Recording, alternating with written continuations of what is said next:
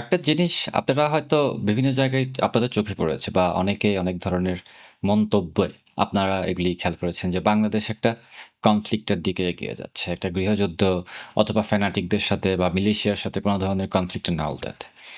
আমি নিজেও বলেছি, বাট এগুলি কোত্থেকে আসছে? এই কথাগুলি কেন আসছে বারবার? কেন অনেক স্পেশালিস্ট এবং অনেকেই বলছেন, গুরুত্বপূর্ণ ব্যক্তিরাও বলছেন যে বাংলাদেশ একটা কনফ্লিক্টের দিকে এগিয়ে যাচ্ছে, যুদ্ধের দিকে এগিয়ে যাচ্ছে। ওয়াই?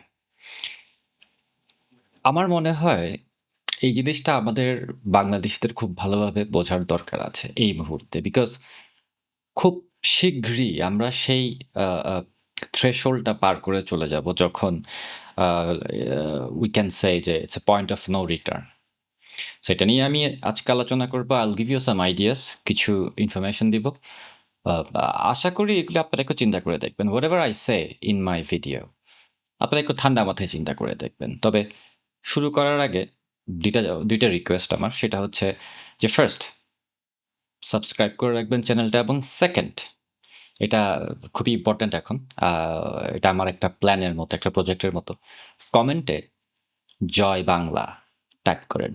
আমি হাজার হাজার জয় বাংলা কমেন্ট চাই।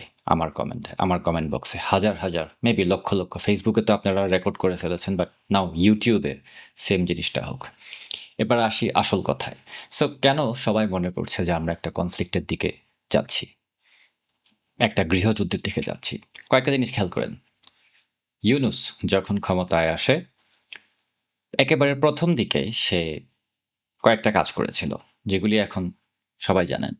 প্রথমত হচ্ছে জেল থেকে সন্ত্রাসী, জঙ্গি বা যত ধরনের টেররিস্ট আছে তাদেরকে ছেড়ে দেওয়া, রাইট? এরপরে তার প্রথম অফিসিয়াল স্পিচে, one of the first few ones, সে ভারতের কয়েকটা জায়গা, সেভেন সিস্টার দখল করে ফেলবে, ওখানে গ্যাঞ্জাম করবে টাইপের হিন্টস দিয়েছিল, রাইট? মানে কনফ্লিক্ট, মানে টার্গেট করেছিল বাংলাদেশ। তো আসলে বাংলাদেশে তো ওই ধরনের সামরিক শক্তি নাই যে ইন্ডিয়াতে গিয়ে অ্যাটাক করবে, বাট এই ধরনের কমেন্টগুলি করা মানেই হচ্ছে বাংলাদেশের কোনো বন্ধু রাষ্ট্র থাকলে সেটাকে শত্রু বানিয়ে ফেলার চেষ্টা করা, রাইট? ইউনুস এভাবে শুরু করেছিল। এবং এরপরে ধরেন মিলিশিয়া, মিলিট্যান্ট, জঙ্গি, টেরোরিস্ট, জামাতি, জিহাদি যা যা আছে, সবাইকে স্টাবলিশ করা ছিল ইউনুসের অন্যতম কাজ। পৃথিবীতে এখন যে কোনো জায়গায় যুদ্ধ লাগাতে গেলে টেরোরিস্টদের লাগে। এই সমস্ত জামাতি, ধর্ম ব্যবসায়ী, এদের লাগে যুদ্ধ বাঁধাতে গেলে। আল কায়দাকে লাগে, আইসিসকে লাগে, ইউনো, এরপরে জামাত শিবিরের মতো অন্যতম এই সমস্ত জঙ্গি সন্ত্রাসী গোষ্ঠী যা আছে এদেরকে সবাই লাগে। পাকিস্তানের অবস্থা দেখেন, আফগানিস্তানের অবস্থা দেখেন, সিরিয়ার অবস্থা দেখেন। I don't have to explain, আপনারা এগুলি সবই ইতিহাস দেখে এসেছেন। সো এদেরকে এম্পাওয়ার করেছিল ইউনুস তার ২ বছরের শাসনামলে। এদেরকে অ্যাডমিনিস্ট্রেশনে বসিয়েছে, এদেরকে বিভিন্ন ফোর্সের মধ্যে ঢুকিয়েছে, এদেরকে ক্ষমতা দিয়েছে, এরাই রুল করেছে, এবং এরাই কিন্তু হত্যাযজ্ঞ চালিয়েছে বাংলাদেশে বিএনপিকে সাথে নিয়ে। এটা ছিল হচ্ছে একটা প্রাইমারি ওয়ার্ক, প্রিলিমিনারি ফিল্ড ওয়ার্কের মতো। আমরা তখন হয়তো আমরা অবশ্য বলেছিলাম যে বাংলাদেশ গৃহযুদ্ধের দিকে এগোচ্ছে, এবং কেন এগোচ্ছে এই জিনিসগুলো আমরা পয়েন্ট আউট করেছিলাম, বাট মানুষ একটা ঘোরের মধ্যে ছিল। আমরা বোঝাতে পারছিলাম না, নাকি আপনারা বুঝতে পারছিলেন না, নাকি চোখ থাকতে অন্ধ ছিলেন। I don't know what happened. বাংলাদেশের মানুষের জিনে পাইছিল। বাট নাও, এখন ক্ষমতা যেহেতু আরেকজনের হাতে দেওয়া হয়েছে সিলেকশনের মাধ্যমে, তারেক জিয়া, বিএনপি, তাদের অ্যাক্টিভিটিসগুলি দেখেন। তারা এখন বাংলাদেশের ক্ষমতায়, কিন্তু তাদের বিরোধী দল হচ্ছে একটা জঙ্গি গোষ্ঠী। তাদের বিরোধী দল হচ্ছে রাজাকার, পাকিস্তানি। তাদের বিরোধী দল, অর্থাৎ বাংলাদেশের প্রধান বিরোধী দল বানানো হয়েছে এখন রাজাকারদের, সন্ত্রাসীদের, জঙ্গি গোষ্ঠীদের। জামাত, শিবির, আলবদর, লালবদর, আল শামস, এরাই হচ্ছে বাংলাদেশের পার্লামেন্টে থাকে এখন, রাইট? এবং বিএনপি ক্ষমতায় আসার পর থেকে বেসিক্যালি জামাতকে কন্ট্রোল করতে পারছে না, বা জামাতের মতো যত জঙ্গি গোষ্ঠী আছে, জেএমবি বলেন, আকিস, আল কায়দা ইন সাবকন্টিনেন্ট বলেন, যাই বলেন, এদেরকে কিন্তু কন্ট্রোল করতে পারছে না। কিছুদিন আগে আমি একটা ইংরেজিতে একটা ভিডিও বানিয়েছিলাম, একটা মিনি ডকুমেন্টারির মতো। আমি কমেন্টে লিঙ্ক দিয়ে দিব, আপনারা দেখতে পারেন। এটা একটা ইম্পর্টেন্ট ভিডিও, যদিও ইংরেজিতে, I am sorry for that, but আপনারা দেখা উচিত। সো এই ধরনের জঙ্গি গোষ্ঠীগুলিকে ঠেকাতে পারছে না, এবং বিভিন্ন জায়গায় জঙ্গি ট্রেনিং ক্যাম্প বাংলাদেশে মাথাচাড়া দিয়ে উঠছে। জঙ্গি সন্ত্রাসীরা, জিহাদি সন্ত্রাসীরা, ধর্মের নাম ভাঙিয়ে চলা এই সমস্ত জঙ্গি সন্ত্রাসীরা, রাজাকাররা বাংলাদেশে এখন ওপেনলি অস্ত্র নিয়ে হাঁটে। বাংলাদেশে এখন ওপেনলি তারা তৌহিদি জনতা নাম দিয়ে যা খুশি তা করে বেরোচ্ছে। সেটা একটা কালচারাল ওয়ার হোক, সেটা একটা অ্যাসাসিনেশন হোক, এগুলি সবই তারা ওপেনলি করছে। মিডিয়াও কিন্তু কিছু করতে পারছে না, বা মিডিয়া ভয়ে আছে, অথবা মিডিয়াকে চুপ করে দেওয়া হয়েছে। সো এই সমস্ত জঙ্গি গোষ্ঠী, জামাত শিবির হতে শুরু করে যারা আছে, তারা বেসিক্যালি বিএনপিকে ওভার পাওয়ার করছে। তারেক জিয়া এদেরকে কন্ট্রোল করতে পারছে না। অন দ্য আদার হ্যান্ড, এদেরকে ছাড়া তারেক জিয়া ক্ষমতা রাখতেও পারছে না। তারেক জিয়ার ক্ষমতায় থাকতে হলে এই জঙ্গি গোষ্ঠীদেরকে সাথে রাখতে হবে। বাংলাদেশের ফরেন পলিসির এখন বড় একটা অংশ পেনিট্রেট হয় পাকিস্তান থেকে। পাকিস্তানের আইএসআইয়ের অপারেটিভ এখন বাংলাদেশের চারিদিকে ভর্তি হয়ে গেছে। যে কোনো ফোর্সের ভিতরে বলেন, বাইরে বলেন, সবখানে এরা ছড়িয়ে ছিটিয়ে গেছে। পাকিস্তান কিন্তু একটা জঙ্গি রাষ্ট্রের মতো, এবং পাকিস্তান কিন্তু আমাদের শত্রু দেশ। সেই শত্রু দেশের সাথেই বাংলাদেশের সবচেয়ে বেশি মেলামেশা, এবং তাদের বুদ্ধিতেই বাংলাদেশের ফরেন পলিসি চলছে, যার রেজাল্ট হচ্ছে বাংলাদেশ এখন একটা বড় ধরনের গ্যাঞ্জামের মধ্যে পড়ে যাবে ফরেন পলিসিতে। কারণ ইতিমধ্যে আপনারা খেয়াল করেছেন যে বাংলাদেশের বিএনপির মানে সরকারের বিভিন্ন লোকজন বারবার বলছে যে তারা মক্কা প্যাক্ট যেটা আছে, যে কয়েকটা দেশ মিলে, যে সৌদি আরব, তুরস্ক, এরকম কয়েকটা দেশ মিলে যে একটা প্যাক্ট করেছে, ডিফেন্স প্যাক্ট, সেই ডিফেন্স প্যাক্টে মানে বাংলাদেশ ঢুকবে, এখানে পাকিস্তানও আছে। বাংলাদেশ এই ডিফেন্স প্যাক্টের অংশ হতে যাচ্ছে। পাকিস্তান, সৌদি আরব, টার্কি, এই দেশগুলি কিন্তু এই প্যাক্টের অলরেডি একটা বড় অংশ, এবং তারা কিন্তু অলরেডি প্যাক্ট করে ফেলেছে, এবং বাংলাদেশ এখন এন্টার করতে যাচ্ছে। যদি এটা হয়, বাংলাদেশ যদি এই সৌদি আরব আর পাকিস্তানের এই প্যাক্টের মধ্যে ঢুকে, তাহলে বেসিক্যালি এটা হবে হচ্ছে পাকিস্তানের প্রেসক্রিপশনে বাংলাদেশ এটা করছে। পাকিস্তান জোর করছে, পাকিস্তানের প্রেসক্রিপশন, পাকিস্তানের পলিসি, এবং পাকিস্তানিরা এখানে পেনিট্রেট করছে, জোর করে বাংলাদেশকে এই প্যাক্টের মধ্যে ঢুকাচ্ছে। যেটার মানে একটাই, সেটা হচ্ছে যে পাকিস্তান বাংলাদেশের হয়ে, বাংলাদেশে থেকে ইন্ডিয়ার এগেনস্টে আরেকটা ফ্রন্ট খুলবে। অর্থাৎ কনফ্লিক্টটা হবে এখানে অন্য কোনো দেশের সাথে না, আমেরিকার সাথে না, কারণ ওরা আবার অ্যালায়, বাট কনফ্লিক্টটা হবে এখানে আমাদের সবচাইতে বড় প্রতিবেশী রাষ্ট্র, যেটা বাংলাদেশের 3 দিকে আছে, সেই ভারতের সাথে এটা করতে যাচ্ছে। যখনই বাংলাদেশ পাকিস্তানের সাথে একটা ডিফেন্স চুক্তি করবে, যেই দেশ বাংলাদেশের শত্রু রাষ্ট্র, যেই দেশ বাংলাদেশের জেনোসাইড চালিয়েছে, তাদের সাথে যখন আবার ডিফেন্স প্যাক্ট করতে যাচ্ছে, মনে রাখতে হবে যে বাংলাদেশ আবার সেই পাকিস্তানের অংশ হতেই যাচ্ছে। এখানে অন্য কোনো কিছু ভাবার অবকাশ নেই। এবং এটা যখন, যদি সাকসেসফুলি বাংলাদেশ যদি আনফর্চুনেটলি এই প্যাক্টের মধ্যে ঢুকে যায়, মক্কা প্যাক্টের মধ্যে, তাহলে ইন্ডিয়ার সাথে আমাদের রিলেশন খুব খারাপের দিকে যাবে। এবং একই সাথে বাংলাদেশের চারিদিকে ইন্ডিয়া, পাকিস্তান বাংলাদেশকে ঠেলে দিচ্ছে বড় ধরনের একটা কনফ্লিক্টে। 1971-এ তাদের যে লজ্জাজনক হার হয়েছিল, সেটার প্রতিশোধ হিসাবে। এটার বাইরে আর কোনো কিছু না। 1971 সালে হেরে যাওয়ার মানে সেই জ্বালা তারা আজও ভুলতে পারে নাই। যে কারণে এই সমস্ত রাজাকার বাহিনীদের দেখবেন, এই সমস্ত জামাত শিবির জঙ্গি রাজাকারদের সবসময় খেয়াল করবেন, বিএনপি সহ ইনক্লুডেড, যে তারা এই 1971 সালের স্বাধীনতাকে মেনে নিতে পারে না। তারা 1971 সালের কথা শুনলে ছ্যাত করে ওঠে, তাদের গা জ্বলে। জয় বাংলা শব্দটা তারা কোনোভাবেই সহ্য করতে পারে না।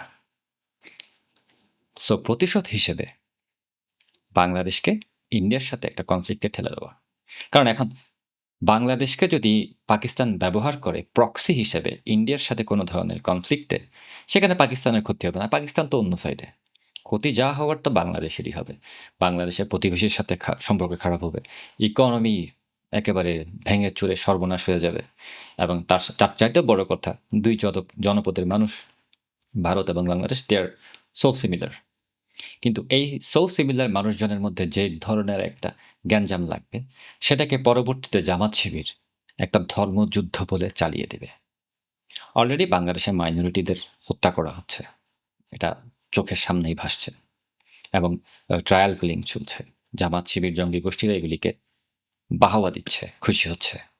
But end of the day, এই মক্কা প্যাক্ট বাংলাদেশকে ভয়ঙ্কর একটা কনফ্লিক্টের দিকে ঠেলে দিচ্ছে, এবং আমার মতে এগুলি সবই প্রিপ্ল্যান্ড। বাংলাদেশে আওয়ামী লীগ সরকারকে নাটক করে, ঝামেলা করে, খেওস করে, একটা ষড়যন্ত্র করে ক্ষমতা থেকে নামানোর উদ্দেশ্যই ছিল হচ্ছে বাংলাদেশকে কোনো না কোনো কনফ্লিক্টে প্রক্সি হিসেবে ব্যবহার করা। যেখানে পাকিস্তানের মতো দেশ পিছিয়ে পড়েছিল, উঠতে পারছিল না, সেই পাকিস্তান এখন বাংলাদেশের উপর ছড়ি ঘোরাচ্ছে, বাংলাদেশের শত্রু রাষ্ট্র, এবং তাদেরকে বারে বারে ওয়েলকাম জানাচ্ছে, সাদর আমন্ত্রণ জানাচ্ছে রাজাকারদের, পাকিস্তানিদের। এটা আমার হজম হয় না একজন বাংলাদেশি হিসেবে কিভাবে বিএনপি এগুলি করতে পারে। বুঝলাম তাদের কোনো মোরাল অব্লিগেশন নাই, তারা লন্ডন থেকে এসে এখানে এখন দেশ শাসন করছেন, অল দ্যাট। বাট একটা একটা একটা একটা একটা অব্লিগেশন তো থাকে, দেশি হিসেবে একটা ইগো তো থাকে, এটাও নাই। তারা পদে পদে পাকিস্তানের পা চেটে চলে, পদে পদে পাকিস্তানিদের জুতা চাটছে। তারেক জিয়া বলেন, তার বাহিনী বলেন, তার প্রতিমন্ত্রী বলেন, জামাত শিবির বলেন, সবই একই ক্ষেতের মূলা। সো বাংলাদেশকে আদপেই বড় ধরনের একটা কনফ্লিক্টে ঠেলে দিচ্ছে, এবং এই ধরনের ঝামেলাগুলি যখন হবে, যদি হয়, আল্লাহ না করুক যদি হয়, তখন কিন্তু বাংলাদেশ একটা ফ্রন্টে ধরা খাবে না। যখন বাংলাদেশ একদিকে এঙ্গেজ হয়ে যাবে, উইক হয়ে যাবে, অন্যদিকে দেখা যাবে যে মায়ানমারের আরাকান বাহিনী, মায়ানমারের ওই সাইডের যে গ্যাঞ্জামগুলি আছে, ওখান থেকেও একটা পুশ আসবে, যেটা চায়না করবে বা অন্যান্য দেশ করবে। কারণ এই সমস্ত খেলাগুলিই হচ্ছে একটা জিওপলিটিক্যাল খেলা, যেখানে আমেরিকা চাল দিচ্ছে এবং অল দ্যাট, একটার পর একটা। এন্ড অফ দ্য ডে, বাংলাদেশকে ধ্বংস করার জন্য, বাংলাদেশকে একটা যুদ্ধের প্রক্সি হিসেবে ইউজ করার জন্য বাংলাদেশেরই কিছু মানুষ উঠে পড়ে লেগেছিল। যারা উঠে পড়ে লেগেছিল আওয়ামী লীগের আমলে, যারা চিৎকার চেঁচামেচি করত বিভিন্ন বিভিন্ন দেশ থেকে, এরা কিন্তু বাংলাদেশে থাকতো না। বাংলাদেশে থাকতাম আমি, আপনি, আপনারা। আনফর্চুনেটলি এখন আমি বাংলাদেশে নাই, বাট আপনারা, আমরা বাংলাদেশে থাকতাম। কিন্তু এরা বিদেশ থেকে বাংলাদেশ নিয়ে কথা বলতো, বাংলাদেশের এগেনস্টে কথা বলতো, জঙ্গিদের পক্ষে কথা বলতো, এখনো বলে যাচ্ছে। কিন্তু দেখেন, এরা কিন্তু এখনো বাংলাদেশে শিফট করে নাই। বাংলাদেশ তো কত উন্নত হয়ে গেছে, কত ভালো হয়ে গেছে, নতুন সরকার আসছে, হ্যান ত্যান এই সেই কত কিছু করে ফেলছে না? কই আসছে? পিনাকি বাংলাদেশে ফেরত আসছে, জুলকার নাইন সাইড বাংলাদেশে আসছে। এই সমস্ত স্টুপিডগুলা, যেগুলি সারাদিন বাংলাদেশের এগেনস্টে কথা বলতো, এখন বাংলাদেশ তো এখন তাদের হাতের ক্ষমতায়, বাংলাদেশে আসছে। কেন আসে নাই? কেন শিফট করে নাই? কেন বাংলাদেশে তারা পার্মানেন্টলি থাকছে না? তাদেরকে প্রশ্ন করতে পারেন আপনারা, যে কেন এখনো তারা বাংলাদেশে ফেরত যায় নাই? কেন বাংলাদেশে তারা সংসার পাচ্ছে না? কেন বাংলাদেশে তারা খুল্লামাকুল্লা থাকছে না? ভয় কিসের? এখন তো তারা যা চাইছে সেটাই তো হচ্ছে, রাইট?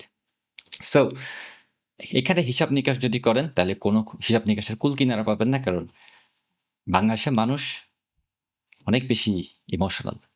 ইমোশনে পড়ে কাদেরকে যে বিশ্বাস করে, কেন বিশ্বাস করে, আই হ্যাভ নো আইডিয়া। চোখের সামনে দেখতে পাচ্ছেন হচ্ছে, কিন্তু বিশ্বাস করছেন আরেকটা। জামাতের আমির পিনাকি, রাইট? জামাতের সাপোর্টার পিনাকি ভট্টাচার্য, রাইট? এদিকে আবার বাংলাদেশে হিন্দু মরছে এখন, ওইটা নিয়ে আপনাদের কোনো ইয়ে নাই, কোনো কথা নাই, পিনাকিরও নাই, সে নিজেও কিন্তু হিন্দু, তাই না? সো এই যে হিপোক্রেসিগুলি, এগুলি দেখতে দেখতে আমরা মনে হয় গা সওয়া হয়ে গেছে, এবং এই গা সওয়া হতে হতে যে নিজের চোখের সামনে বাংলাদেশটা রাজাকারদের হাতে চলে গেছে, শত্রু দেশের হাতে চলে যাচ্ছে, সেটা তো মনে হয় আমাদের কোনো রা নেই। মানে আমরা হয়ে গেছি, মানে অতি বেশি ইমোশনাল হতে হতে এখন আমাদের কোনো ধরনের কোনো সেন্সই আর কাজ করে না। চোখের সামনে দেশ চলে যাচ্ছে আরেকজনের কাছে, শত্রু দেশের কাছে, উই ডোন্ট গিভ এ ফাক। আরে কি আর হবে, দেশই তো যাচ্ছে, আমার কি, আমাদের অবস্থাটা এরকম। But believe it or not, যখন এই ধরনের কিছু একটা হবে, আমি চাই না হোক, কিন্তু যদি হয় কোনোদিন, তখন কিন্তু আপনি, আমি, আপনার পরিবার, আপনার আশেপাশে কেউ কিন্তু নিরাপদ না। আপনারা কিন্তু জাস্ট সিম্পলি মানে এক্সট্রা। বাংলাদেশের মানুষকে বলছি আমি, আপনারা কিন্তু এক্সট্রা। আপনাদের জীবনের কিন্তু কোনো মূল্য অলরেডি নাই। যদি কোনো কনফ্লিক্ট হয় তখন আরও থাকবে না। আপনারা গিনিপিগ। আপনারা মার খাবেন, মরবেন, আপনাদের উপরে অত্যাচার চালানো হবে। আপনাদেরকে মানুষই মনে করে না তারা, এবং ভবিষ্যতেও মনে করবে না। এই মুহূর্তে বাংলাদেশে থেকেও আপনারা বাংলাদেশের থার্ড ক্লাস সিটিজেন হয়ে গেছেন, কারণ ট্রিটমেন্টটা ওরকমই আছে। তেল, গ্যাস, বিদ্যুৎ, পানি কিছুই তো নাই, চাকরি নাই, খাওয়া নাই, সব কিছুর দাম বাড়তি, ফ্যাক্টরি বন্ধ হয়ে যাচ্ছে, মিল সব বন্ধ হয়ে যাচ্ছে, অফিস আদালত মানে কোনো আইন শৃঙ্খলার কোনো ইয়ে নাই, ঘরে ঢুকে মানুষ মেরে চলে যাচ্ছে, কেউ কোনো বিচার করছে না, কিছু হচ্ছে না, নাথিং, জাস্ট ড্রামা হচ্ছে না, অল দ্যাট। আর জঙ্গি সন্ত্রাসীরা বাংলাদেশে অস্ত্র উঁচা করে বেড়াচ্ছে, রাজাকাররা বাংলাদেশের পার্লামেন্টে এখন প্রধান বিরোধী দল।